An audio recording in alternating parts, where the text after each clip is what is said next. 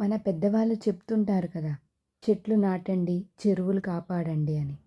మనం వాటిని పట్టించుకోకపోతే భవిష్యత్తులో మన పిల్లలు కూడా చాలా కష్టపడతారు. చెట్లు పెంచితేనే వర్షం పడుతుంది. వర్షం పడితేనే పంట పండుతుంది.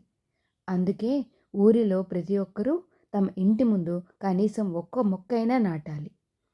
అలా మొక్కలు పెరిగి చెట్లయ్యాక మనకు ఎండాకాలంలో ఎంతో నీడనిస్తాయి. ఇంతకుముందు ఎప్పుడు ఎండాకాలం అంటే భయం వేసేదే కాదు.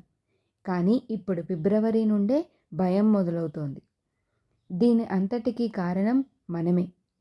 చెట్లు నరికేసి పెద్ద పెద్ద భవనాలు కట్టుకుంటున్నాం.